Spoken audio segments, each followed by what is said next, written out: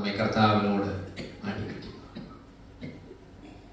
വചനം യേശുവിനോട് ഒത്തിരി കൂടെ അറിയുവാനുള്ള അനുഭവം ഈ പ്രഭാതത്തിൽ സഹോദരങ്ങളെ, നമുക്ക് ആ വചനത്തിന്റെ ആഴങ്ങളിലേക്ക് പോകുമ്പോൾ ഈ കടിക്കട്ട പറഞ്ഞ പോലെ നിന്നെ പോലെ ആയിത്തീരാൻ ഞാൻ എന്ത് ചെയ്യാം?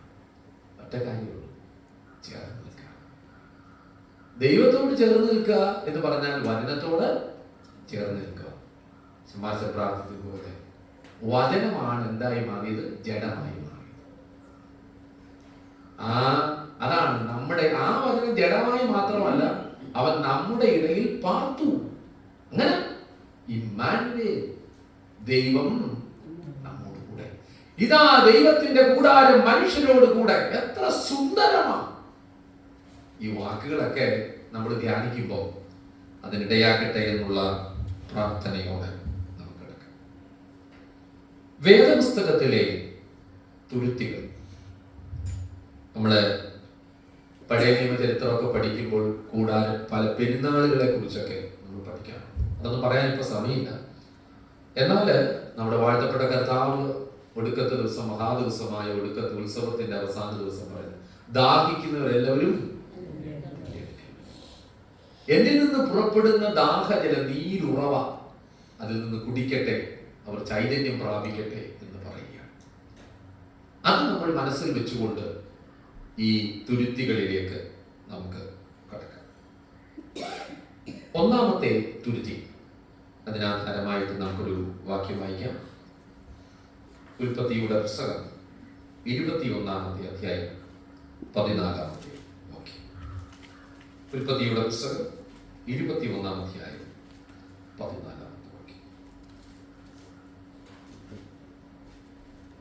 വായിക്കാം. അബ്രഹാം അതികാലത്ത് എഴുന്നേറ്റ് അപ്പവും ഒരു തുരുത്തി വെള്ളവും എടുത്ത് ഹാഗാറിന്റെ തോളിൽ വെച്ചു. മതി, പ്രാർത്ഥിക്കും. കർത്താവേ, ഞങ്ങൾക്ക് ലഭിച്ച ഈ നല്ല വചനത്തിനായിട്ട് സ്തോത്രം. യേശുപ്പിച്ച, ഇന്ന് പ്രഭാതത്തിൽ ഞങ്ങൾ ഒരുപാട് സങ്കടത്തോടും വേദനയുടെ നടുവിലും ഒക്കെ ആയിരിക്കും. ഞങ്ങളുടെ കണ്ണുനീരിനെ തുടയ്ക്കുന്ന ഒരു ദൈവമുണ്ട്. ഇന്നലെ രാത്രി ഞങ്ങൾ കടന്നപ്പോൾ ഒരിക്കലും ചിന്തിച്ചില്ല ഞങ്ങൾ എഴുന്നേൽക്കും.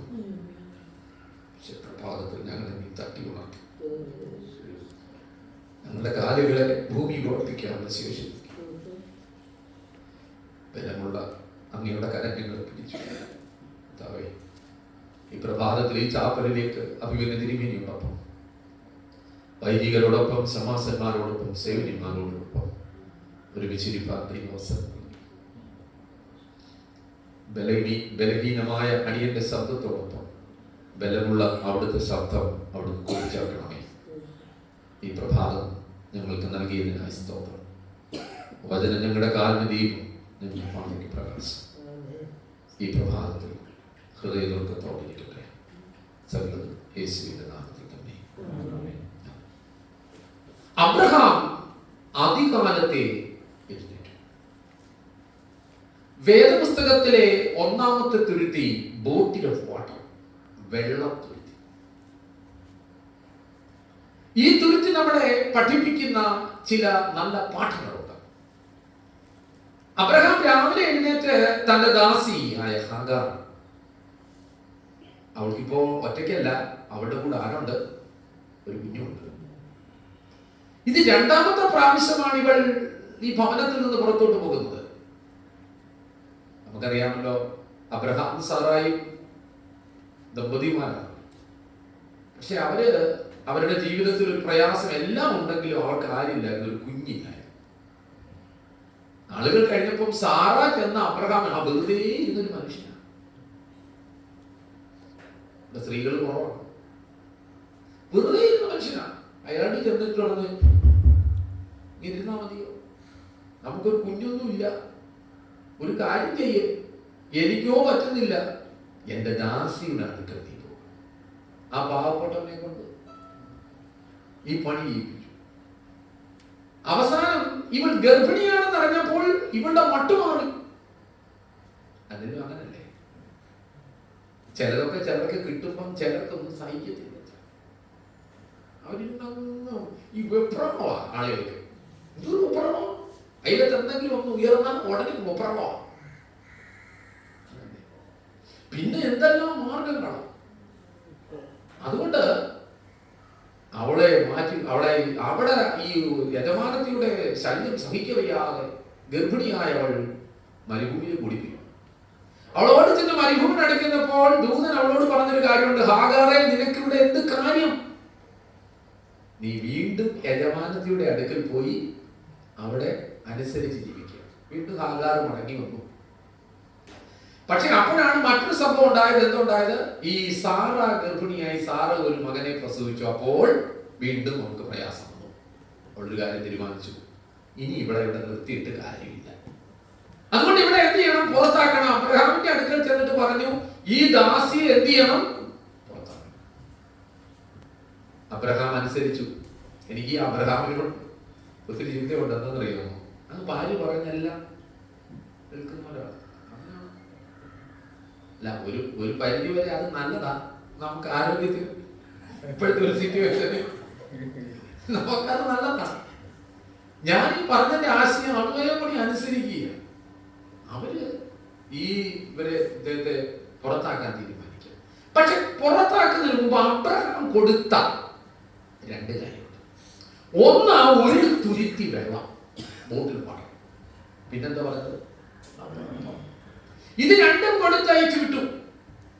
ഇനി നിങ്ങൾ എന്റെ മുഖത്തോട് ശ്രദ്ധയോടെ ശ്രദ്ധിക്കണം. ഈ ഒരു തുരുത്തി വെള്ളം ഈ ലോകത്തിന്റെ കരുതലിനെ കാണിക്കും. അബ്രഹാം രാവിലെ ഈ ദാസിക്ക് കൊടുത്ത ഒരു തുരുത്തി വെള്ളം ലോകത്തിന്റെ കരുതലിനെ കാണിക്കും. ഈ പെങ്കച്ചും ഈ തുരുത്തി വെള്ളം മേടിക്കുമ്പോൾ അവരുടെ മനസ്സിലൊരു കാര്യമുണ്ട്, തികയും, കുഴപ്പമില്ല. ഇവിടെ അതുകൊണ്ട് യാത്ര ചെയ്തു മരുഭൂമിയുടെ നടുക്ക്. ഈ തുരുത്തിയിലെ വെള്ളം തുറന്നുപോയി. എന്നെ കേൾക്കുന്ന എന്റെ പ്രിയപ്പെട്ടവരെ, ലോകം തരുന്ന കരുതലുകൾ, ലോകം നമുക്ക് എന്തെല്ലാം നൽകിയാലും ഈ മരുഭൂമിയുടെ യാത്രയിൽ അത് തീർന്നു. അത് മറക്കരുത്. നമ്മൾ പറയാം, എന്തൊക്കെ നേടി, എല്ലാം നേടിയിട്ടുണ്ട് ഞാൻ, എല്ലാം സമ്പാദിച്ചിട്ടുണ്ട് ഞാൻ, ഒത്തിരി ഉണ്ട്. ചിലർ പറയാം 10 തലമുറകളിലേക്ക് ഉണ്ടാക്കി വെച്ചിട്ടുണ്ട്. ചുമ്മാതാ. ഇതൊക്കെ ഈ മരുഭൂയാത്രയുടെ നടുവിൽ തീർന്നു പോകും. നമ്മൾ സമ്പാദിച്ചതും ലോകം തരുന്നതായ കരുതലുകളും ഒക്കെ തീർന്നു പോകും. ഇന്ന് ഈ പ്രഭാതത്തിൽ നമ്മളത് ധ്യാനിക്കണം. ദൈവമേ, ഞാൻ കരുതുന്നതൊക്കെ തീർന്നു പോകുമ്പോൾ ഒരിക്കലും തീരാത്ത ഒരു ഉറവ ആകാരനെ വേണ്ടി തോന്നും. എനിക്ക് മറക്കാൻ പറ്റുന്നത്, നമ്മളെ പറയും അതെനിക്ക് അതുകൊണ്ട് ഇതുണ്ടെന്നൊക്കെ പറയുമ്പോഴും ഈ മരുഭൂയാത്രയിൽ അത് തീർന്നു പോകും. ഈ സിയോൻ യാത്രയിൽ അത് തീർന്നു പോകും. അബ്രഹാം കൊടുത്തുവിട്ട ഒരു തുരുത്തി വെള്ളം ഈ ലോകത്തിന്റെ കരുതലിനെ കാണിക്കുന്ന തുരുത്തിയാണ്. ആ കരുതൽ തുരുത്തികൾ തീർന്നു പോകുന്നു എന്നുള്ളതാണ്. ഈ മരുഭൂമിയുടെ നടുക്ക് അത് തീർന്നു പോയപ്പോ അവൾ അന്തളടിച്ചു. അവിടെ മനസ്സിലൊരു സങ്കടം, എനിക്ക് കുഞ്ഞിന്റെ മരണം കാണാൻ വയ്യ. അവിടെ എഴുതിയിരിക്കുന്ന വാക്കിങ്ങനെ, ഒരു അമ്പിൻപാട് ദൂരെ. ഒരു വാക്ക്, ആ വാക്ക് വളരെ ബോധപൂർവമാണ് പരിശുദ്ധാത്മാവിടെ രേഖപ്പെടുത്തുന്നത്. കാരണം ഇവൻ പിന്നീട് വളർന്നൊരു വില്ലാളിയായി എന്നാണ് രേഖപ്പെടുത്തുന്നത്. മറക്കരുത് കേട്ടോ. നമ്മൾ ഈ വേദപുസ്തകത്തിലെ ഓരോ വാക്കുകളും വളരെ പ്രാധാന്യമാണ്. ഞാൻ ചിന്തിക്കാറുണ്ട്, പരിശുദ്ധാത്മാവ് എന്ത് കറക്റ്റായിട്ടാണ് എല്ലാം ചെയ്യുന്നത്. ആ വലിയ കൃപ. ഒരമ്പിൻപാട് ദൂരെ കുട്ടിയെ ഒരു കുറുങ്കാട്ടിൽ കിടത്തി അവൾ ദൂരോട്ട് മാറി. അവൾ കരയുക, എന്തു ചെയ്യും? പക്ഷെ അവിടെ എഴുതിയിരിക്കുന്ന ഒരു വാക്യമാണ്, പൈതലിന്റെ നിലവിളി സ്വർഗത്തിലെ ദൈവം കേട്ടു. പൈതലിന്റെ നിലവിളി സ്വർഗത്തിലെ ദൈവം കേട്ടു. പ്രിയപ്പെട്ടവരെ, ഞാൻ നിങ്ങളോട് ചോദിക്കട്ടെ ഒരു കാര്യം. ഈ കുഞ്ഞുങ്ങൾ നിലവിളിച്ച കേൾക്കൂ. നമ്മുടെ ശുശ്രൂഷയിൽ കുഞ്ഞുങ്ങളെ മാറ്റി നിർത്തി ഒരു ശുശ്രൂഷ പറ ഇല്ല. ഉണ്ടോ? നിങ്ങളെന്താ മിണ്ടാ? ഇല്ല. നമ്മൾ കുഞ്ഞുങ്ങളോട് ചേർന്ന് നിൽക്കുക, കുഞ്ഞുങ്ങളെ ചേർത്ത് നിർത്തുക. ഞാൻ അത് ചിന്തിക്കുന്ന ഒരു കാര്യമുണ്ട്. ഈ ഹാഗാറിന്റെ നിലവിളി കേട്ടിരുന്നേ, ഓക്കെ. പക്ഷെ ഈ പൈതലിന്റെ നിലവിളിയാണ് യഹോവയുടെ സന്നിധിയിൽ എത്തിയത്. ഇന്ന് ഈ പ്രഭാതത്തിൽ ഇവിടെ ഇരിക്കുമ്പോൾ നമ്മുടെ കുഞ്ഞുങ്ങളെ ചേർത്ത് നിർത്തുവാൻ നമുക്ക് സാധിക്കണം. ഈ നിലവിളി, ഈ പൈതലിന്റെ നിലവിളി യഹോവയുടെ സന്നിധിയിൽ എത്തുമ്പോൾ ഹാഗാറിനോട് പറയുന്നൊരു കാര്യമുണ്ട്. ഹാഗാറിനോട് യഹോവ പറയുന്ന ഒരു കാര്യമുണ്ട്.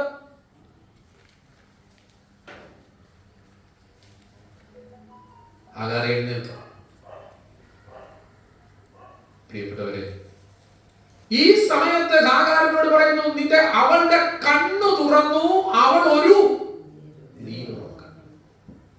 ഇന്നത്തെ പ്രശ്നം എന്താണെന്നറിയാമോ? അടുത്തിരിക്കുന്ന ആളിനെ കാണുന്നില്ല എന്നുള്ളതാണ്. മുൻപിലുള്ള നീരുറവയെ നമ്മൾ കാണുന്നില്ല, കാരണം നമ്മുടെ കണ്ണു തുറക്കുന്നില്ല. നമ്മുടെ കണ്ണെല്ലാം നമ്മുടെ അയൽവക്കക്കാരിലേക്ക് വെച്ചിരിക്കണം. ഇപ്പോഴത്തെ പ്രശ്നങ്ങള് ഈ അയൽവക്കത്തോട്ട് കണ്ണു നോക്കിക്കഴിഞ്ഞാൽ ഈ അടുത്തിരിക്കുന്ന ആണിന്റെ മഹത്വം കാണുന്നില്ല. ഏറ്റവും നല്ല ബിഷപ്പ് ഏതാ? ഏറ്റവും നല്ല അച്ഛൻ ഏതാ? നമ്മൾ പറയും ഇന്നടുത്ത്. ഏറ്റവും നല്ല നമ്മുടെ നന്മയെ കാണാൻ നമുക്ക് സാധിക്കുന്നില്ല. നമ്മുടെ അടുത്തിരിക്കുന്ന പ്രിയപ്പെട്ടവരുടെ കാണാൻ നമുക്ക് സാധിക്കുന്നില്ല. നമ്മുടെ നോട്ടം എപ്പോഴും. അതുകൊണ്ടാണല്ലോ പറയുന്നത്, കയ്യിൽ മഞ്ഞ ഇരിക്കുമ്പോഴും ഓർമ്മ ഇറച്ചിക്കലത്ത്. പഴയ ഇറച്ചിക്കലം ഉണ്ടല്ലോ. നമ്മുടെ എല്ലാ ചിന്ത ഇറച്ചിക്കലത്തോടാ നോക്കുന്നത്. കയ്യിലെന്തോ കൈ മഞ്ഞ. അവർ പറഞ്ഞു നിസ്സാരമായ സാധനം, കൈ മഞ്ഞ ഇരിക്കുവോ? ഞാൻ ഈ കുടുംബജീവിതത്തിന്റെ ക്ലാസ് എടുക്കാൻ പോകുമ്പോൾ പറയാറുണ്ട്, നമ്മുടെ ഭാര്യയെ നോക്കി ചിരിച്ചിട്ട് എത്ര നാളായി. ഇവിടെ ദമ്പതികളൊന്നും ഇല്ല എങ്കിലും നമ്മുടെ ഭർത്താവിനെ നോക്കി ഒന്ന് ചിരിച്ചിട്ട്. വല്ലപ്പോഴും ഒക്കെ ചിരിക്കണം കേട്ടോ, അല്ലെങ്കിൽ നാട്ടുകാർ നോക്കി ചിരിക്കും. ബാക്കി ഞാൻ പറയുന്നില്ല, ഊഹിച്ചെടുക്കാം. ഞാൻ എന്തിനു പറയുന്നത് മനസ്സിലായോ? നമ്മുടെ മുൻപിലുള്ളതിനെ തുറക്കവൻ കാണുവാനുള്ള ബോധം നമുക്കുണ്ടാകണം.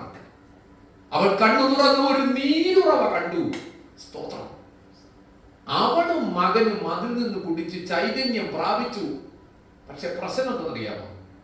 നിങ്ങൾ ഇങ്ങനെ ശ്രദ്ധിച്ചേ, ഒരു വലിയ ആത്മീയ സത്യമുണ്ട്.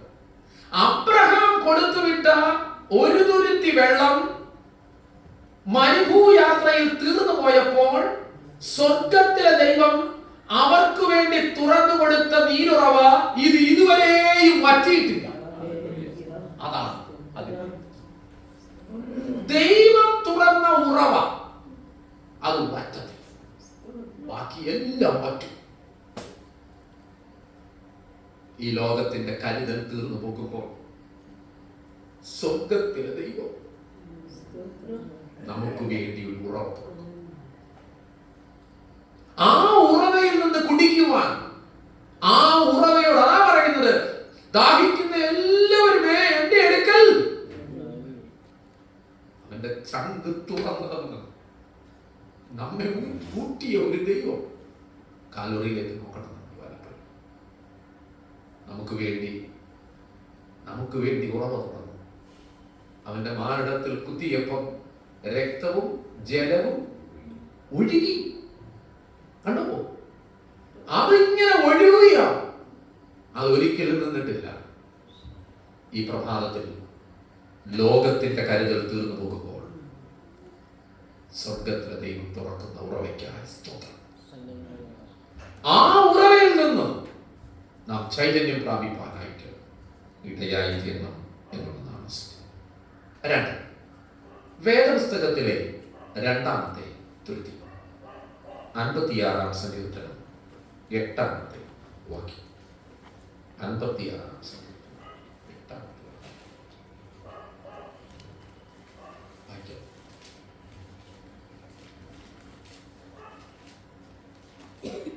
നീ എന്റെ ഉഴൽച്ചലുകളെ എണ്ണുന്നു.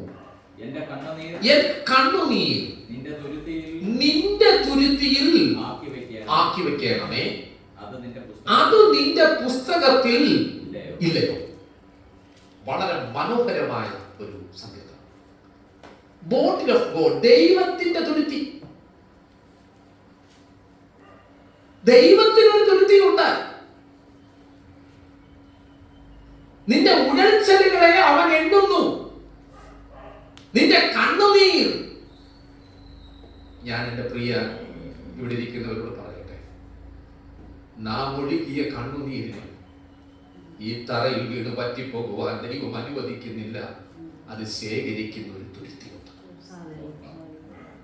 ഈ പ്രഭാതത്തിലെ ധ്യാനം ഞാൻ എപ്പോഴും പറയുമ്പോൾ എന്റെ കണ്ണിങ്ങനെ നിറഞ്ഞു വരാം. പ്രിയ മാതാവേ, പ്രിയ സഹോദരങ്ങളെ, നിങ്ങൾ സാരി തലപ്പ് കൊണ്ട് തുടച്ചു കളഞ്ഞ കണ്ണുനീര് വരെ എന്റെ കർത്താവിന്റെ തുരുത്തിയിലാക്കി. മറക്കരുത്. നീ പറയും എന്റെ കണ്ണുനീര് ആര് കാണുന്നു? ഉണ്ട് മാതാവേ, ദൈവത്തിന്റെ തുരുത്തി, കണ്ണുനീരിന്റെ തുരുത്തി. നമ്മുടെ ജീവിതത്തിൽ ഒഴുക്കുന്ന കണ്ണുനീരിനെ അവൻ കണക്കിടുന്നു. അതിന് അളവുണ്ട്. തുരുത്തി മാത്രമല്ല, അതിന്റെ താഴെ മറ്റൊരു കാര്യം, ഒരു പുസ്തകവും. അതെന്താ അങ്ങനെ പറയാൻ കാരണം? നോക്കാം. ഒഴുക്കിയ കണ്ണുനീര് തുരുത്തിയിൽ ശേഖരിക്കുമ്പോൾ പ്രാർത്ഥിച്ച പ്രാർത്ഥനകൾ എഴുതുന്ന ഒരു പുസ്തകം. മറക്കരുത്, അത് നമ്മൾ ധ്യാനിക്കണം. ഞാൻ പ്രാർത്ഥിച്ച പ്രാർത്ഥനകൾ കർത്താവ് എഴുതുന്നുണ്ട്. അതുകൊണ്ട് ഞാൻ ഇങ്ങനെ ഒരു കാര്യം പറയും. നീ പ്രാർത്ഥിച്ച പ്രാർത്ഥനകൾ നീ മറന്നാലും മറക്കാത്ത ഒരു യഹോവയാണ് നമ്മൾ.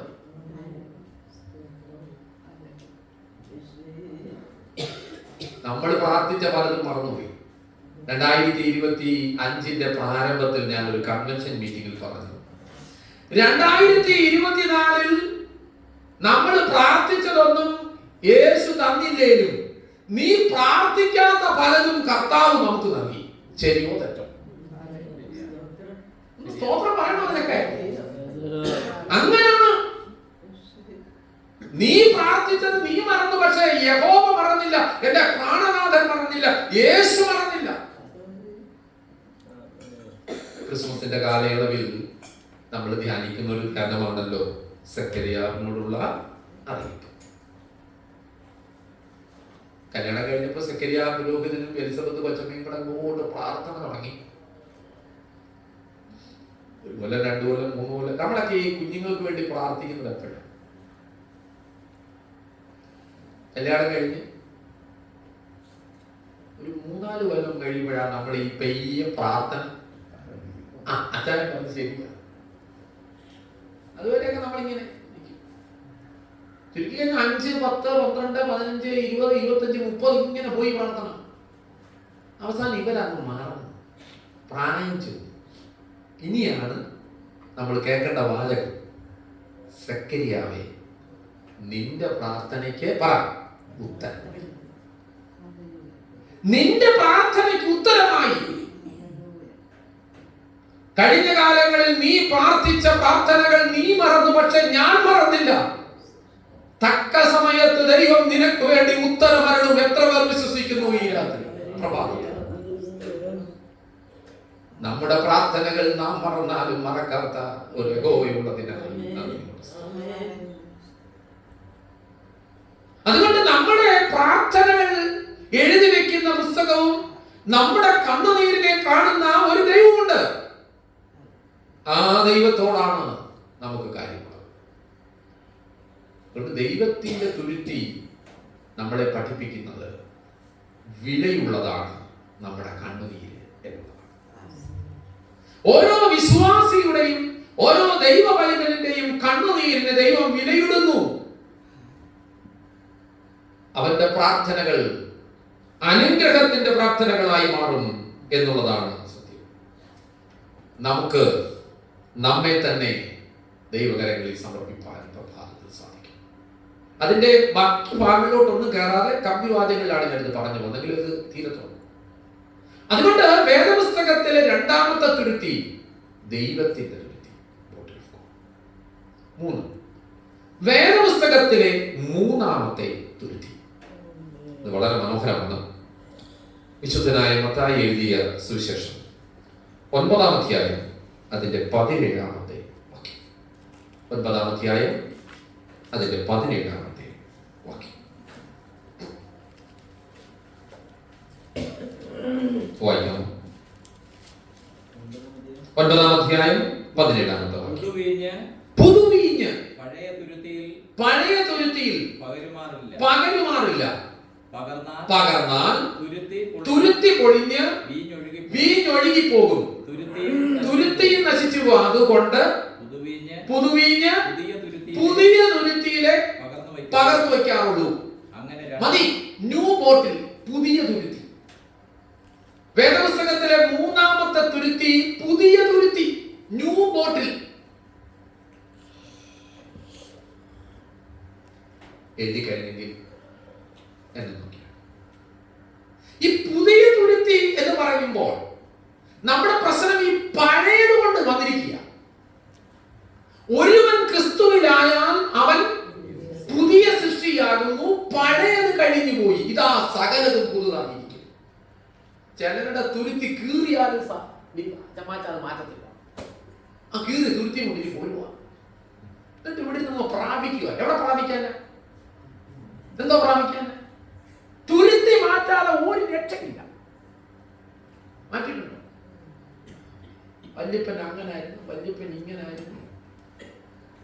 അത് ഇപ്പൊ അത് പൊളിഞ്ഞു നാശമായി. തുരുത്തിയും പൊളിച്ച് ഇനി പോരുക. തുരുത്തി ഉണ്ടോ? ഉണ്ടോ തുരുത്തിയില്ലേ? പക്ഷെ തുരുത്തി മാറിയിട്ടുണ്ടോ? തുരുത്തി മാറിയിട്ടില്ല. പുതിയ ഒരു ഹൃദയം, പുതിയ തുരുത്തി. ഈ പഴയ തുരുത്തി ഇപ്പൊ കൊടുക്കുന്നത് പുതിയ വീഞ്ഞ. കൊണ്ടുവന്നിരിക്കുന്നത് ഈ പഴയ കീറി വന്ന പറയുന്ന തുരുത്തി പൊളിഞ്ഞു പോകും. പക്ഷെ ഈ പുള്ളിക്കാരൻ തന്റെ തുരുത്തി പൊളിഞ്ഞിട്ടില്ല, ഇതുവരെ അറിഞ്ഞിട്ടില്ല എന്നുള്ളതാണ്. ഇങ്ങനെ ഇരിക്കും, കണ്ടതാ. നമ്മുടെ ഒരു മനോഹരമായ ആധുനിക സമൂഹത്തിന്റെ ഒരു ചിത്രമാണ്. കണ്ടാലെല്ലാം ഉണ്ട് അല്ലേ? അത്തിയങ്ങനല്ലേ വേണ്ടത്. ദൂരെ നോക്കിയപ്പോ നല്ല പ്രകടമാണ്, പെർഫോമൻസ് ഓക്കെയാ. റിലേഷൻഷിപ്പോ? ഞാൻ ഈ മൂത്ത പുത്രനെ കുറിച്ച്, എൻ്റെ ഒരു ഇളയ പുത്രൻ, മൂത്ത പുത്രൻ, എല്ലാവരും ഇളയ പുത്രനെ കുറിച്ച് പ്രസംഗിക്കുമ്പോൾ ഞാൻ ഈ മൂത്ത പുത്രനെ കുറിച്ച് പ്രസംഗിക്കാം. അയാളെ ഒന്ന് പലപ്പോഴും ഒന്ന് പറയണ്ടായി. ഞാൻ ഈ മൂത്ത പുത്രനെ കുറിച്ച് പറയുമ്പോൾ പറയുന്ന ഒരു വാക്ക് എപ്പോഴും എൻ്റെ മനസ്സിലേക്ക് വരുന്നു. മൂത്ത പുത്രനെ കുറിച്ച് പറയുന്നു, അയാള് he was A good performer, നല്ല ഒരു പെർഫോമർ ആയിരുന്നു. അപ്പന്റെ കൂടെ താമസം. ശരിയോ തെറ്റോ? അയാൾ എപ്പോഴും അപ്പന്റെ കൂടെ, അപ്പന്റെ പറയുന്നതനുസരിച്ച് അപ്പനുണ്ടാകും. പക്ഷെ അപ്പന്റെ മനസ്സ് കാണാൻ ഈ മകൻ ഒരിക്കലും താല്പര്യപ്പെട്ടു. കൂട്ടത്തിലുണ്ടോ? ഉണ്ട്. എല്ലാം ഉണ്ടോ? ഉണ്ട്. എല്ലാ കുറവ് എല്ലാം ഉണ്ട്. നോക്കുമ്പോ എല്ലാം അപ്പന്റെ കൂടെ നിൽക്കുക. ഇതെന്ത് ഇപ്പൊ ആധുനിക സമൂഹം, ആധുനിക ക്രൈസ്തവന് എല്ലാത്തിനും ഉണ്ട്. പക്ഷെ കയ്യിലിരിപ്പോ, കയ്യിലിരിപ്പ് വേറെയാ. ഈ മൂത്ത പുത്രന്മാരെ പോലെയാണ് നമ്മളെല്ലാവരും നിൽക്കുന്നത്. കാരണം അപ്പന്റെ മുമ്പിൽ ഷൈൻ ചെയ്യുക. എന്നെ ഒത്തിരി ചിന്തിപ്പിച്ച ഒരു കാര്യം എന്താണെന്നറിയാമോ? എടാ, അപ്പന്റെ കൂടെ എന്നും യാത്രയും എല്ലാ കാര്യവും ഉണ്ടായിട്ടുണ്ട്. വീട്ടിലോട്ട് അവൻ കയറി വന്നപ്പോ അവിടെ ഒരു സംഭവം നടക്കുന്ന കാണുമ്പോ ഇവൻ ചോദിച്ചത് ആരോടാ? നിങ്ങൾ വായിച്ചിട്ടില്ല? ആരോടാണ് ചോദിച്ചത്? ആ വീട്ടിലെ ഏത് വേലക്കാരനോടാ ചോദിക്കുന്നു. അപ്പന്റെ കൂടെ നടക്കുകയും അപ്പനോട് മിണ്ടിയും അപ്പനോട് ചോദിച്ചിരുന്നെങ്കിൽ കൃത്യമായ വിവരം കിട്ടിയ. ഇയാളുടെ ചോദ്യം എവിടാ? അല്ലേലും അങ്ങനാണല്ലോ. പള്ളിയിലുള്ള വെളിയിൽ നിന്ന് ഇറങ്ങി വരുന്നുണ്ട്. അവൾ എന്തോ അച്ഛനോട് ചോദിക്കുന്നില്ല. അച്ഛനോട് കമ്മിറ്റി നടത്തി ഇവിടെ ഇതൊക്കെ കൂടിയിട്ടിരിക്കുമ്പോൾ വെളിയിൽ നിന്ന് ആളുകൾ പറയാൻ നോക്കുന്ന അച്ഛനോട് ചോദിക്കുന്നില്ല. ഇറങ്ങി വരുന്നൊരു പുള്ളി കൊടുത്തിട്ടില്ല. എന്തോ അവൻ വേറെ ഉള്ളത്തി പറയും. യഥാർത്ഥത്തിൽ അകത്ത് നടന്നത് വേറെ, ഈ പറഞ്ഞത് വേറെ. അവൻ അത് കേട്ടിട്ട് നേരെ ഇറങ്ങി അപ്പുറത്തോട്ടിറങ്ങി 3-4 തരത്തിലാണ് പറയും. ശരിയോ തെറ്റോ? ഇതാ ഇപ്പൊ നടക്കുന്നത്. ഇതിനകത്തിരുന്നോണ്ടല്ല ചോദ്യം, ഈ ഇറങ്ങി വരുന്നതോടല്ലേ ചോദ്യം. എന്തുവാടെ അവിടെ? എന്തൊരു ഉത്സാഹമാണെന്നറിയാം ആളുകൾക്ക്. പുതിയൊരു ഹൃദയം നമുക്ക് ഈ പ്രഭാതത്തിൽ ഉണ്ടാകണം. പുതിയൊരു തുരുത്തിയുടെ അനുഭവം ഉണ്ടാകണം. പുതിയ വീഞ്ഞൊരിക്കലും പഴയ തുരുത്തിയിൽ പകരുമാറില്ല. അങ്ങനെ പകർന്നാൽ തുരുത്തി പൊളിഞ്ഞു പോകും. ദൈവമേ, എനിക്ക് നല്ലൊരു പുതിയ ഹൃദയം എനിക്ക് നൽകണം. ഈ പ്രഭാതത്തിൽ നമ്മുടെ പ്രാർത്ഥന അങ്ങനെ ആവണം. യേശുപ്പിച്ച, എനിക്ക് നല്ലൊരു ഹൃദയം നൽകണം. എൻ്റെ പഴയ കാലങ്ങളെ മാറ്റണം. പഴയത് കഴിഞ്ഞു പുതിയതായി ജീവിതാനുഭവം ഉണ്ടാകണം. അതല്ലേ എന്ത് ജീവിതത്തിന്റെ മാറ്റം. ഇളയപുത്രനെ കുറിച്ച് നമ്മൾ പഠിക്കുമ്പോൾ അവന്റെ ജീവിതത്തിൽ അവന്റെ കഴിഞ്ഞ കാലങ്ങളെ കുറിച്ച് അവനൊരു ബോധമുണ്ടായി. നമ്മൾ എന്താണെന്നറിയാമോ അപ്പന്റെ അടുത്തേക്ക് വരാത്തത്? കാര്യം അറിയാമോ? ഒരു മടങ്ങിവരവിനെ കുറിച്ചാണ് ഇന്നലെ ഞാൻ അവസാനം പറഞ്ഞു നിർത്തിയത്. എന്താ ഈ അപ്പന്റെ അടുത്തേക്ക് മടങ്ങി വരാത്തത്? എപ്പോഴാണ് ഇളയ മകൻ അപ്പനെ കുറിച്ച് ചിന്തിച്ചത്? നിങ്ങൾ വല്ലപ്പോഴും അത് ആലോചിച്ചിട്ടുണ്ടോ? നിങ്ങളുടെ മനസ്സിൽ ഒത്തിരി ഉത്തരങ്ങൾ വരുന്നുണ്ട്. എന്നാൽ ഞാൻ നൽകുന്ന ഒരു വ്യാഖ്യാനമുണ്ട്. അവന്റെ വാളവര തീർന്നു പോയപ്പോ അവൻ അപ്പനെ നോക്കി. വാളവര മനസ്സിലായോ? ഈ പന്നി തിന്നുന്ന ആഹാരമാണ് ഈ വാളവര എന്ന് പറയുന്നത്. ഈ വാളവരെ കിട്ടിക്കൊണ്ടിരുന്ന അപ്പനെ നോക്കത്തില്ല, അപ്പനെ ചിന്തിക്കത്തില്ല. ഇനി എന്റെ മൊത്തം നോക്കിയേ, എൽസമ്മ ആശ്രയിൽ നിന്ന് ഇച്ചിരി വാളവര, ജോൺകുട്ടി യൂസ് ചെയ്യുന്ന ഇച്ചിരി, പിന്നെ അപ്പുറത്ത് ഇച്ചിരി റബ്ബറിന് ഇച്ചിരി വാളവര. അപ്പൻ നോക്കേണ്ട കാര്യമില്ല. ഈ വാളവരെ ഒന്ന് നിൽക്കട്ടെ, അപ്പനിലേക്ക് തിരിയും. മനസ്സിലാവുന്നില്ല? ഈ കുവൈറ്റ് യുദ്ധം വന്നപ്പോ എന്റെ പള്ളിയിലാണ്, നിങ്ങളുടെ കാര്യമല്ല, ആള് പള്ളിക്ക് വന്നു.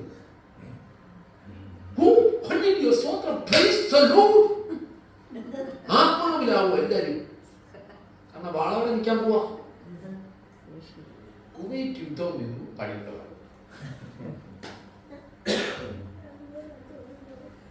ഇതാ നമ്മുടെ കാര്യം. നമ്മുടെ ഹൃദയം ഒന്ന് രൂപാന്തരപ്പെടുവാൻ, പുതുക്കം പ്രാപിപ്പാൻ സാധിക്കണം. ഈ കൺവെൻഷൻ എന്തിനാ? ഒന്നും കൂടെ ജീവിതത്തെ പുതുക്കി പറയണം, പുതുക്കി സമർപ്പിക്കും. ചില ആളുകൾ, ഞാൻ കുറ്റം പറയുന്നില്ല, ചില ആളുകൾ പറഞ്ഞിട്ടുണ്ട് 1978 കർത്താവിന്റെ അങ്ങനല്ല. എന്നും നീ മാനസാന്തരപ്പെടണം. എന്താണ്? എപ്പോഴും നീ പുതുക്കം പ്രാപിക്കണം. അല്ല, ഞാൻ അന്ന് ചെയ്തുകൊണ്ട് ഇനി മേലെ ചെയ്യേണ്ട കാര്യമില്ലൊന്നും അല്ല. നീ ദിനം പ്രതി ദൈവത്തോട് നീ കഴുകി പോകണം. അപ്പോഴാണ് ഇന്ന് തെളിമയോടെ നമ്മുടെ പാപത്തെ കുറിച്ചുള്ള ബോധം വരുന്നത്. ഒരു ക്രിസ്തുവിലാകുമ്പോഴാണ് അവൻ പുതിയ സൃഷ്ടിയാണ്. അപ്പനിലേക്ക് തിരിഞ്ഞപ്പം അവനൊരു കാര്യം പറഞ്ഞു. എന്തൊരു കാര്യം പറഞ്ഞത്? അപ്പ, ഞാൻ എൻ്റെ വീട്ടിലേക്ക്, അപ്പന്റെ വീട്ടിലേക്ക് മടങ്ങി ചെല്ലും. ഞാൻ അപ്പനോട് പറയാം, അപ്പ, ഞാൻ നിന്നോടും സ്വർഗത്തോടും പാപം ചെയ്യും. നിന്റെ മകനെന്ന് വിളിപ്പാൻ യോഗ്യതല്ല. അവിടുത്തെ കൂലിക്കാരൻ ഒരുവനെ പോലെ അതാ പ്രാർത്ഥന. അങ്ങനെ ഞാൻ ചോദിക്കട്ടെ നിങ്ങളോട്, അവനത് പറഞ്ഞോ? അവൻ അപ്പന്റെ അടുത്ത് അത് പറഞ്ഞോ? പറയാ അപ്പൻ സമ്മതിച്ചില്ല. കാരണം അവന്റെ ഹൃദയം കണ്ട ഒരു അപ്പനാണ്. എന്റെ മോൻ വന്നിരിക്കുന്നത് അവന്റെ ആ പന്നി കൂട്ടി, ഞാൻ പറയാം എന്റെ ഭാഷയിൽ പറഞ്ഞ പന്നി കൂട്ടി കിടന്ന് കഴി വെളുപ്പിച്ച ഒരു ഹൃദയവുമായിട്ടാണ് ആര് വന്നിരിക്കുന്നത്? ഈ മകൻ വന്നിരിക്കുന്നത്. അവനോട് പോയി കുളിച്ചിട്ട് വരാനെന്ന് ഞാൻ പറഞ്ഞു കേട്ടില്ല. അവനോട് പോയി തോട്ടിയിൽ പോയി മുങ്ങിട്ടോ വന്നാ മതി, അപ്പോഴത്തേക്ക് ഞാൻ നിന്നെ റിസീവ് ചെയ്യാൻ എല്ലാം പറയുന്നില്ല. ഹൃദയമാണ് കഴുകപ്പെടേണ്ടത്. കേട്ടോ, ഞാൻ പറഞ്ഞു മനസ്സിലാവുന്നുണ്ട് നിങ്ങൾക്ക്? അല്ലാതെ അവിടെ പോയി കഴിഞ്ഞിട്ട് വരുന്നത് ആരും പറയാനില്ല. ഹൃദയം കഴുകിയിട്ടുണ്ടോ? കണ്ണുനീര് കൊണ്ട് നീ ഹൃദയം കഴുകിയിട്ടുണ്ടോ? നമ്മുടെ കുർബാനയിൽ നമ്മൾ വിളിക്കുമ്പോ എങ്ങനെയാ, എന്ത് കാര്യത്തിനാണ് വിളിക്കുന്നേ? അയ്യോ, ആ ഒരു ഗ്രേറ്റ് ബാങ്കറ്റ്.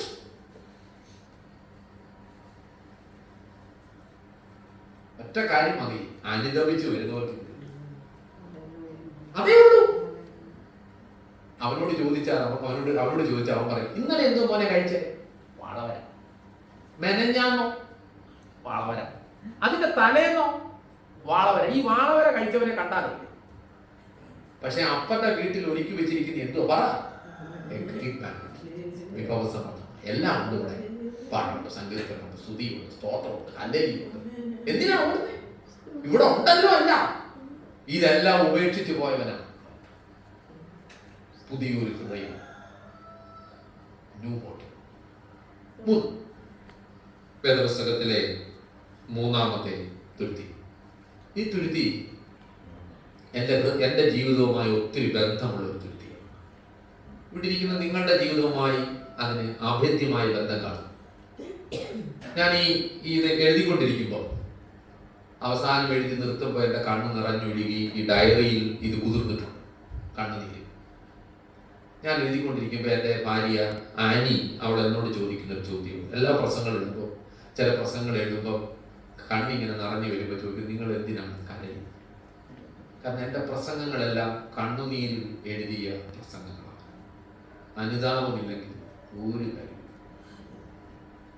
ഞാൻ ഈ അടുത്ത കാലത്ത് പ്രസംഗിക്കുന്ന പ്രസംഗമാണ് ഗന്നസരത്ത് തടാകക്കരയിലെ 3 അനുഭവങ്ങൾ. അതിനകത്ത് ഞാനിത് ശക്തമായി പ്രതിപാദിക്കുന്ന ഒരു വിഷയമാണ്. ഈ തടാകക്കരയിൽ കാണുന്ന 3 അനുഭവങ്ങൾ. ഈ തുരുത്തി വളരെ നമ്മുടെ ഹൃദയത്തോട് ചേർന്ന് നിൽക്കുന്ന ഒരു തുരുത്തി. 119 സങ്കീർത്തനം 83 വാക്യം. 119 സങ്കീർത്തനം 83 പുകയത്തു വെച്ച തുരുത്തി, ബോട്ടിൽ സ്മോക്ക്. പുകയത്തു വെച്ച മതി, പുകയത്തു വെച്ച തുരുത്തി, പുകയത്തു വെച്ച തുരുത്തി. അങ്ങനെ ഒരു തുരുത്തിയുണ്ട്. ചില തുരുത്തികളെ കൊണ്ട് ചെന്ന് പുകയത്തു കെട്ടും.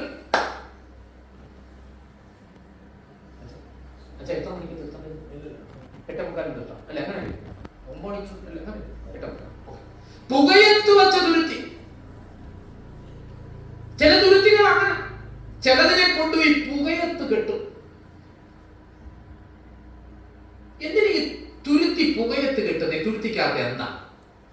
ഞാൻ പറഞ്ഞല്ലോ, പുതിയ തുരുത്തിയിൽ എന്തോ ഒഴിക്കുമെന്ന് പറഞ്ഞു, പുതുവീൻ. നിങ്ങൾ എന്റെ കൂടെ ഉണ്ടല്ലോ, ഉറങ്ങിട്ടില്ല. പുതിയ തുരുത്തിയിൽ പുതുവീഞ്ഞ് ഒഴിക്കും. പുതിയ വീഞ്ഞ് ഒഴിച്ചാൽ ഈ തുരുത്തി കൊണ്ടുപോയി എവിടെ കെട്ടും? പുകയത്ത് കെട്ടും. ഈ പുകയത്ത് കിടക്കുന്നത് നല്ലതാണോ, നമുക്ക് രസമാണോ, സന്തോഷം തരുന്നതാണോ? പുക കണ്ണുനീരാണ്, കഷ്ടതയാണ്, ചൂടാണ്. ഈ പുകയത്ത് നമ്മളെ കെട്ടിയത് എന്തിനാണെന്ന് ചോദിച്ചാൽ നിന്റെ വീര്യം വർദ്ധിപ്പിക്കാൻ, നിന്റെ ഗുണം വർദ്ധിപ്പിക്കാനാ. ഞാനിത് അങ്ങോട്ട് വായിച്ച് ധ്യാനിച്ചപ്പം എന്റെ മനസ്സിനൊരു വല്ലാത്തൊരു സന്തോഷം തോന്നി. കർത്താവേ, നീ എന്നെ പുകയത്ത് കെട്ടിയത് എന്നിലുള്ള വീര്യം വർദ്ധിപ്പിക്കണം, എന്റെ വീഞ്ഞ് മേൽത്തരമായി മാറുവാനായിട്ട്. നമ്മളെയൊക്കെ പുകയത്ത് കൊണ്ടുപോയി പരമകാരുണ്യവനായി കിട്ടിയിട്ടുണ്ട്. അവിടെ കിടന്ന് നമ്മൾ നീറി പുകഞ്ഞു. അവിടെ കിടന്ന് നമ്മൾ അനുഭവിക്കാത്ത പ്രതിസന്ധികളില്ല. കഷ്ടതയുടെ തീച്ചൂളയിലൂടെ നമ്മൾ കടന്നുപോയി. അന്നേരം നമ്മൾ പറഞ്ഞൊരു പരാതി പറഞ്ഞൊരു വാക്യമുണ്ട്, ദൈവമേ എന്താ എന്നെ ഇവിടുന്ന് അടിക്കുന്നത്? എത്ര നാളായി ഞാൻ ഈ പുകയത്ത് കിടന്ന് കണ്ണു നിറയുമോ? ഈ പ്രഭാതത്തിൽ ഞാനൊരു കാര്യം പറയട്ടെ, കെട്ടിയവനറിയാം എപ്പോഴഴിക്കണം. അവൻ അഴിക്കും. ഇനി അടുത്തത് കേട്ടാ നമ്മുടെ ഹൃദയം അല്ലെങ്കിൽ കണ്ണു നിറഞ്ഞൊഴുകി വരും. എപ്പോഴാ ഈ തുരുത്തി അഴിക്കരുത് അറിയാമോ? ഈ വീട്ടുടയ അത് കേൾക്കുമ്പോഴാണ് നിങ്ങൾ സന്തോഷം കൊണ്ട് തുള്ളുന്നത്. വീട്ടിലൊരു VIP വരുമ്പോ ഈ നല്ല വീഞ്ഞ് ആർക്കാ? നിങ്ങൾ തന്നെ പറ. നല്ല പാത്രം, നിങ്ങളുടെ വീട്ടിലൊരു നല്ല പാത്രം എടുത്തിട്ട്, പക്ഷെ അതിന്റെ കുഴപ്പം തോന്നി ഞാനും ബിഷപ്പും ഒക്കെ ഞങ്ങൾ അനുഭവിച്ചു, അച്ഛന്മാരൊക്കെ അനുഭവിക്കുന്നുണ്ടായിരുന്നു. ഈ അമ്മമ്മ ഒരിക്കലും എടുക്കാത്ത പാത്രമാണ്, അടിപൊളിയെ കാണാൻ എന്ത് രസമാണ്. അച്ഛന്മാരോ തിരുമേനിമാരോ വരും, അമ്മമ്മയുടെ വിചാരം ഇത് നല്ലതാ. പക്ഷെ പാറ്റ അതിന്റെ സ്മെല്ലാണെന്നുള്ളത് ഈ അമ്മാമ്മ അറിയുന്നില്ല. അമ്മാമ്മ ഏറ്റവും നല്ല പാത്രത്തിനകത്ത് ദിഷത്തിന് കൊടുക്കുവോ, കഴുകിയാൽ അതിനകത്ത് എടുക്കാതിരിക്കുമ്പോ ഒരു അത് തന്നെ കറക്റ്റ് മനസ്സിലാവുന്നുണ്ട്. ഞാൻ ഈ പറയുന്നത് ഞാനൊരു കാര്യം പറയട്ടെ. നിങ്ങൾ ഉപയോഗിക്കാത്ത നല്ല പാത്രം നിങ്ങൾ ഉപയോഗിച്ച് ആഹാരം വെച്ചിട്ടുണ്ടോ? നിങ്ങളുടെ വീട്ടിലെ പാത്രം നിങ്ങൾ മേടിച്ചു വെച്ചിട്ടുണ്ടോ? പക്ഷെ അതിനകത്ത് നിങ്ങൾ ആഹാരം കഴിച്ചിട്ടുണ്ടോ? നാളെ മുതൽ അടുത്ത ആഹാരം കഴിക്കണം. നമ്മളെന്തോ വിവിഐപികൾക്ക് വേണ്ടി നമ്മള് നല്ല സാധനം മാറ്റി വെച്ചിരിക്കോ. നോക്ക, നിന്നെ പുകയത്ത് ഇറക്കുന്ന എന്തിനാണെന്നറിയാമോ? പറ. വീട്ടിലൊരു വലിയ വിവിഐപി വരുമ്പോൾ, ഒരു മഹാവിരുന്ന് നടക്കുമ്പോൾ, ആ വീഞ്ഞ അനേകരുടെ തീന്മേശകളിൽ നീ പകരപ്പെടണം. എന്തൊരു കൃപയായോ! നിങ്ങൾ ആലോചിച്ച് നോക്കൂ. എന്നെ കെട്ടിയത് എന്തിനാ? അനേകർക്ക് രുചി വരുത്തുന്ന വലിയ തീന്മേശകളിൽ, വലിയ വിവിഐപികളുടെ തീന്മേശകളിൽ ഞാൻ വിളമ്പുവാനായിട്ടാണ്. വിളമ്പുന്നില്ല. ഇപ്പൊ എത്രയോ രാജ്യങ്ങൾ, എത്രയോ സ്ഥലങ്ങൾ ദൈവം എന്നെ ഉപയോഗിക്കും. പ്രിയപ്പെട്ട അച്ഛന്മാരെ, ദൈവം നിങ്ങളെ കഷ്ടതയുടെ തീച്ചൂടിലൂടെ കടത്തിവിട്ടത് എന്തിനാ? നീ അനേകർക്ക് ഒരു നല്ല രുചി വരുത്തുന്ന വൈനായി മാറാൻ. പുകയത്ത് നീ കിടന്ന് നീറിപ്പോകുമ്പോൾ നിന്റെ മനസ്സിൽ ചിന്ത വന്നു, എന്നെ ഇറക്കും. ഓരോ അച്ഛന്മാരുടെ ജീവിതം, അതിന്റെ പിന്നിലുള്ള അധ്വാനം, പ്രത്യേകിച്ച് മാർത്തോമാ സഭയിൽ ഒരു പുരോഹിതനാവണമെങ്കിൽ വലിയ പ്രതിസന്ധിയാണ്. ഈ പ്രൈവറ്റ് വീടിക്കാരുടെ ജീവിതാനുഭവം കണ്ട് വല്ലാതെ സങ്കടപ്പെട്ട ഒരാളാണ് ഞാൻ. ഞങ്ങൾ ഈ പ്രൈവറ്റ് വീടി വരുമ്പോൾ അവരെ എടുക്കാനായിട്ട് ഒത്തിരി കടമകളാണ്. എത്ര വർഷം അവർ വെളിയിൽ കിടന്ന് അധ്വാനിച്ച് കഷ്ടപ്പെട്ടു. അപ്പോഴത്തേക്ക് ഒരു കല്യാണം കൂടെ കഴിച്ചാൽ പിന്നെ അതിനേക്കാളും ദുരിതം. വല്ലാതെ ഭാരപ്പെട്ട് സങ്കടപ്പെട്ടിരിക്കുമ്പോൾ പെട്ടെന്ന് ഓർഡിനേഷനായി പൗരോഹിത്യത്തിലേക്ക് ഉയർത്തപ്പെടുമ്പോൾ, സഹോദര ഗണത്തിൽ നിന്ന് ശമാശ ഗണത്തിലേക്ക്, ശമാശ ഗണത്തിൽ നിന്ന് വൈദിക ഗണത്തിലേക്ക് ഉയർത്തപ്പെടുമ്പോൾ അവരുടെ മനസ്സനുഭവിക്കുന്ന സന്തോഷം ഞാൻ കണ്ടിട്ടുള്ള ഒരാളാണ് ഞാൻ. എന്റെ കണ്ണുനീരിന്റെ ഫലം കണ്ടല്ലോ. അങ്ങനെ എല്ലാവരും പറയുന്നത്. അവര് പിന്നെ അനേകരുടെ തീന്മേശകളിൽ രുചിയുള്ള വീഞ്ഞായി. ആ വൈദികരുടെ അടുത്ത് പോകുമ്പോൾ ഒരു പ്രത്യേക കൃപയാണ്. അവരിൽ നിന്നൊരു പോസിറ്റീവ്. ഞാൻ എപ്പോഴും പറയാറുണ്ട്, കരയുന്ന വൈദികരുടെ ജീവിതം, മധുബഹായിൽ കരയുന്ന ഒരു പുരോഹിതന് ആ കരച്ചിൽ എങ്ങനെയാണെന്നറിയാമോ? അത് കണ്ണുനീര് മേളിൽ വീഴുമ്പോൾ അത് താഴോട്ടൊഴുകും. അത് താഴോട്ടൊഴുകി എവിടേക്ക് വരും? ജനത്തിന്റെ നടുവിലേക്ക് അത് ഒഴുകി വരും. പുരോഹിതന്മാർ മധുബഹായിൽ കരഞ്ഞാൽ ഒരു കാലത്തും അവർക്കൊരു കുഴപ്പമുണ്ടാവത്തില്ല. അതിങ്ങനെ പകരുകയാണ്. അഭിഷക്തനെ തൊടാൻ ഒരു ശക്തിക്ക് സാധിക്കരുത്. മറക്കരുത്. ഒരു അഭിഷക്തന്റെ തൊടാൻ ആർക്കും പറ്റില്ല. കാരണം അവന്റെ കണ്ണുനീര് താഴോട്ടൊഴുകി ജനത്തിന്റെ മേൽ പകരപ്പെടുകയാണ്. അതല്ലയോ അഹരോന്റെ തലയിൽ ഒഴിച്ച അഭിഷേക തൈലം എങ്ങനാ വരുന്നെന്ന് നോക്കി നിങ്ങൾ സങ്കീർത്തനത്തിൽ പറയുന്നത്. മറക്കരുത്. അങ്ങനെ ഒരു കൃപ. അതുകൊണ്ട് ഞാൻ പറയുന്നു, നിന്നെ കെട്ടിയത്, നിന്നെ പുകയത്ത് തൂക്കിയത് നിന്റെ വീര്യം വർദ്ധിപ്പിക്കാനാണ്. നിന്നിലുള്ള ആ സത്ത വീണ്ടെടുക്കുവാനായിട്ട്. 17ാമത്തെ വയസ്സിൽ ജോസഫിനെ കൊണ്ടുപോയി പുകയത്ത് കെട്ടി. എത്രാമത്തെ വയസ്സിൽ അഴിച്ചുവിട്ടേന്ന് അറിയാമോ? 30ാമത്തെ വയസ്സിൽ. അതാ ഇന്ന് ഈ അനുഗ്രഹീതമാകുന്ന ദിവസം നിങ്ങൾ ഇവിടെ ഇരിക്കുമ്പോൾ നാം ധ്യാനിക്കേണ്ടതായ വിഷയം ഇതാണ്. ദൈവമേ, എന്നെ പുകയത്ത് വെച്ച തുരുത്തി പോലെ ഞാനായിരുന്നു. എനിക്ക് വേണ്ടി ദൈവം ആ തുരുത്തി അഴിച്ച് അനേകരുടെ തീന്മേശകൾ. വേദപുസ്തകത്തിലെ 3 തരത്തിലുള്ള മീനുണ്ട്. ഒന്ന്, കടലിലെ മീൻ. കടലിൽ ഒരുപാട് മീനുണ്ട്. ഏതെല്ലാം സൈസ് വെറൈറ്റി മീനുകൾ. ആ കൂട്ടത്തിൽ നമ്മളും ഇങ്ങനെ ഓടും. ഏതെല്ലാം മീനുകൾ. രണ്ടാമതൊരു മീനുണ്ട്, കരയിലെ മീൻ. ചില ഈ കടലിലെ മീനെ വലയിട്ട് പിടിച്ച് എവിടോട്ട് കൊണ്ടുവരും? കരയ്ക്ക് കൊണ്ടുവരും. അപ്പൊ കരയ്ക്ക് അടക്കുമ്പോ കരയിൽ കുറെ മീനുണ്ട്. ആ കരയിലെ മീന് കടലിലെ മീനിൽ നിന്ന് കുറച്ച് മാറി വ്യത്യസ്തരായി മാറി. പക്ഷെ മൂന്നാമതൊരു മീനുണ്ട്. അതാണ് നമ്മുടെ വാഴ്ത്തപ്പെട്ട കർത്താവ് നമുക്ക് വേണ്ടി ഒരുക്കി വെച്ച മീൻ, കനലിലെ മീൻ. എന്താണ്? കനലിൽ. ഇനി നിങ്ങളോടൊരു ചോദ്യം ചോദിക്കട്ടെ, ഏത് മീനാണ് നിങ്ങൾക്ക് ഇഷ്ടം? കടലിലെ മീനാണോ, കരയിലെ മീനാണോ, കനലിലെ മീൻ? പറ. കനലിലെ മീൻ. കനലിലെ മീനിനാണ് എന്തോ ഉള്ളത്? ടേസ്റ്റ് ഉള്ളത്. കറക്റ്റ്. നിന്നെ കനലിലിട്ടത് എന്തിന്? നിന്നെ പൊള്ളിച്ചതെന്തിന്? നീ മറ്റുള്ളവർക്ക് രുചി വരുത്താൻ. കടലിലെ മീനൊന്നും വലിയ, പക്ഷെ ഈ കനലിൽ കയറ്റാൻ എല്ലാ മീനെയും ചമാശക്കാരനെ കനലിൽ കയറ്റുമോ? ചമാശം പറ, എല്ലാ മീനെയും കനലിൽ കയറ്റാൻ പറ്റുമോ? പറ്റത്തില്ല. തെരഞ്ഞെടുക്കപ്പെട്ടവർ. സ്തോത്രം പറയുന്നില്ലല്ലോ. കണ്ടോ? തെരഞ്ഞെടുക്കപ്പെട്ടവർ മാത്രമേ ഇതിനകത്തോട്ട് പറ കനലിലോട്ട് കയറൂ. മറക്കരുത്, നമ്മളെ വിളിച്ചിരിക്കുന്നത് എന്തിനു വേണ്ടി? ഒരു പുരോഹിതൻ ഒരു ശുശ്രൂഷകരെ വിളിക്കുമ്പോൾ അവിടെ ഒരു ബലിയർപ്പണവും നമ്മൾ സ്വയം ശരിയല്ലേ അർപ്പിക്കപ്പെടുക.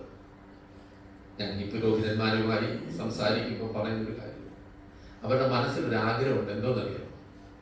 എനിക്ക് ഇവാഞ്ചലിക്കൽ സഭയും അങ്ങനെ ആയിരിക്കണമെന്നാണ് എൻ്റെ ചിന്ത. ഈ ബലി അർപ്പിച്ചുകൊണ്ടിരിക്കുമ്പോൾ മരിച്ചു വീഴും. അങ്ങനെ അവരുടെ മനസ്സിലൊരു പ്രയർ, ഞാനൊരു ബലിയായി ഈ അൾത്താറയിൽ അലിയും. സഹോദരങ്ങളെ, പുകയത്ത് വെച്ചത് എന്തിന്? എൻ്റെ വീര്യം വർദ്ധിപ്പിക്കും, എൻ്റെ ഗുണം വർദ്ധിപ്പിക്കും. ഇന്ന് പ്രഭാതത്തിൽ നിന്റെ കഷ്ടപ്പാട് ഓർത്ത് നീ കരയരുത്. ഞാൻ നല്ലൊരു ഉദ്യോഗത്തിലിരുന്ന, ഇന്നത്തെ യൗവനക്കാർക്ക് ചിന്തിക്കാൻ പോലും പറ്റാത്ത ഒരു നല്ല പൊസിഷനിലാണ്. യൂറോപ്പിന്റെ മുഴുവൻ ചുമതലയുള്ള ഒരു ജോലി. ഫ്ലൈറ്റ് ചാർട്ട് ചെയ്ത് പറക്കും, by train, by air, ship. യൂറോപ്പിലുള്ള എല്ലാ രാജ്യങ്ങളും സന്ദർശിക്കുവാൻ ദൈവം എനിക്ക് അവസരം നൽകിയിട്ടുണ്ട്. ഞങ്ങളൊരു വലിയ പീക്ക് നിൽക്കുമ്പോഴാണ് എൻ്റെ ആക്സിഡന്റ്. ഞാൻ അന്നേരം തമ്പുരാനോട് ചോദിച്ചൊരു ചോദ്യമുണ്ട്. ഞാൻ വെള്ളത്തിൽ തുടിച്ച് മഹാസമുദ്രത്തിൽ ഞാനിങ്ങനെ സന്തോഷിച്ച് ആനന്ദിച്ച് തുടിച്ച് സന്തോഷിച്ച് നിൽക്കുമ്പോൾ നീ എന്നെ കനലിലെടുത്ത് വെച്ചത് എന്തിനാണ്? ഈ ആക്സിഡന്റ് കഴിഞ്ഞ് ഞാൻ ബിഗ് സീറോ ആയിട്ടാണ് വീട്ടിലേക്ക് വരുന്നത്. ഒരു കാലും ഈ കൈക്ക് പിന്നെ ബലമില്ല, വെള്ളം പിടിക്കാൻ പറ്റത്തില്ല, വാഹനം ഓടിക്കാൻ പറ്റത്തില്ല, സെൻസേഷൻ നഷ്ടപ്പെട്ടു. എൻ്റെ ഭാര്യ എന്നോട് ചോദിച്ചൊരു ചോദ്യമുണ്ട് രാത്രിയിൽ, നമ്മളെങ്ങനെ ജീവിക്കും, കുഞ്ഞുങ്ങളെ എങ്ങനെ വളർത്തും? അവരനോട് ചോദിച്ചു, നീ എന്നെ കണ്ണിൽ വെച്ച. ഞാൻ വെള്ളത്തിൽ മനോഹരമായിട്ട് എന്ത് രസമാ, അയ്യോ കടലിൽ വെള്ളത്തിൽ കിടന്ന് ഇഷ്ടം പോലെ ഓടാം ചാടാം, എന്ത് ചെയ്യാം. ഇന്ന് ഞാൻ മനസ്സിലാക്കുന്നു, അനേകർക്ക് രുചിയുള്ള സുവിശേഷം വിളിച്ചവൻ വിശ്വസ്തൻ, അവൻ വാക്കും നടത്തും. ഈ തുരുത്തികൾ നമ്മളെ പഠിപ്പിക്കുന്ന പാഠം ഇതാണ്. ഒന്നാമത്തെ തുരുത്തി മറന്നുപോയി. ഞങ്ങളെ പോലുള്ള ഒരു വലിയ സന്തോഷം എന്താണെന്നറിയാമോ? ഈ മറക്കുന്നതുകൊണ്ട് പ്രസംഗം വീണ്ടും വീണ്ടും പറയാം. ഒന്നാമത്തെ തുരുത്തി വെള്ളത്തിന്റെ തുരുത്തി ഈ ലോകത്തിന്റെ കരുതലിനെ കാണിക്കും. രണ്ടാമത്തെ തുരുത്തി ദൈവത്തിന്റെ തുരുത്തി, അല്ലെങ്കിൽ കണ്ണുനീരിന്റെ തുരുത്തി. നമ്മളൊഴുക്കിയ കണ്ണുനീരും പ്രാർത്ഥനകളും വിലയുള്ള മൂന്ന് പുതിയ തുരുത്തി. പുതിയ തുരുത്തി എന്ന് പറയുമ്പോൾ ഒരുവൻ പുതുതായ ജനനം, പുതിയ സൃഷ്ടി, പുതിയ ഹൃദയം. പഴയ തുരുത്തികൾ മാറ്റണം, പുതിയ തുരുത്തി പ്രാപിക്കണം. നാലാമത്തെ തുരുത്തി പുകയത്ത് വെച്ച് തുരുത്തി. കഷ്ടതയുടെ നടുവിലൂടെ കടന്നു പോയി നിന്നെ കിട്ടിയത് നിനക്ക് വേണ്ടി ദൈവത്തിന്റെ വൻകാര്യങ്ങൾ നേടാൻ, നീ അനേകരുടെ ഇടയിൽ അനുഗ്രഹമായി മാറുവാനായിട്ടാണ്. നിന്നെ തകർക്കുവാനോ നിന്നെ മൂടിക്കുവാനോ അല്ലല്ലോ ഈ ശോധന.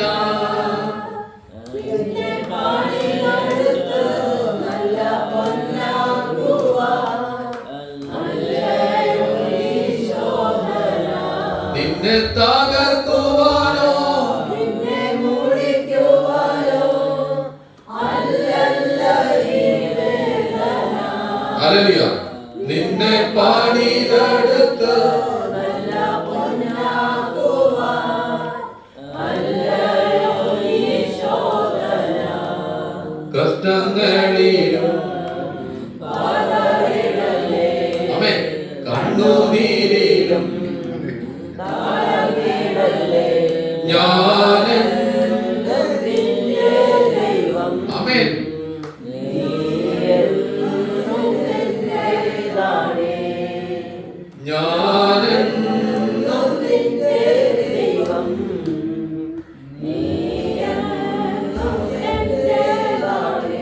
കർത്താവേ, പ്രിയരേ, ഈ തുരുത്തികൾ മുഴുവൻ പറയാൻ സാധിച്ചില്ല. ഇനി അങ്ങോട്ടുള്ള തുരുത്തികളൊക്കെ വളരെ നമ്മുടെ ഒത്തിരി കൂടെ മനോഹരമാണ്. നമുക്ക് ഇത് എഴുന്നേറ്റ് പോകാൻ പോകത്തില്ല. ഇതിങ്ങനെ ധ്യാനിച്ച് പോയാൽ അതിന് ദൈവം ഒരു മുഖാന്തരം ഒരുക്കട്ടെ. അഭിമന്യ തിരുമേനിയോടും പ്രിയപ്പെട്ട രതീഷ് അച്ഛനോടും നന്ദി വളരെ വലുതാണ്. ഈ ദേശത്ത് ഞാൻ ആദ്യമാണ് നിങ്ങളെ കാണാനും നിങ്ങളുടെ സ്നേഹം പകരാനും ബലഹീനനാകുന്ന എന്നെ ഈ വർഷത്തെ കൺവെൻഷൻ്റെ ഭാഗമാക്കാനൊക്കെ നിങ്ങൾ കാണിച്ച സ്നേഹത്തിന് നന്ദി. പ്രത്യേകിച്ച് രതീഷ് അച്ഛനോടുള്ള നന്ദി വളരെ വലുതാണ്. അദ്ദേഹം എന്നെ മാസങ്ങൾക്ക് മുമ്പേ വിളിച്ച ആളാണ്.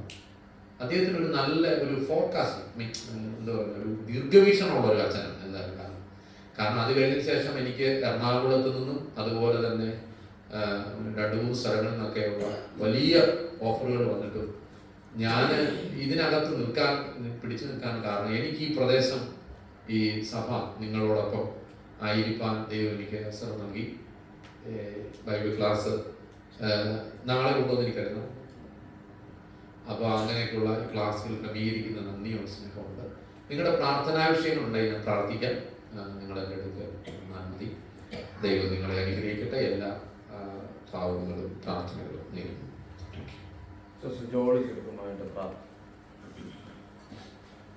ഞങ്ങളുടെ വാഴ്ത്തപ്പെട്ട ദൈവമേ, സ്വർഗീയ പിതാവേ, നാളെ രാവിലെ സമയത്ത് കാലിന് ദീപവും പാതയ്ക്ക് പ്രകാശമായിരിക്കാം.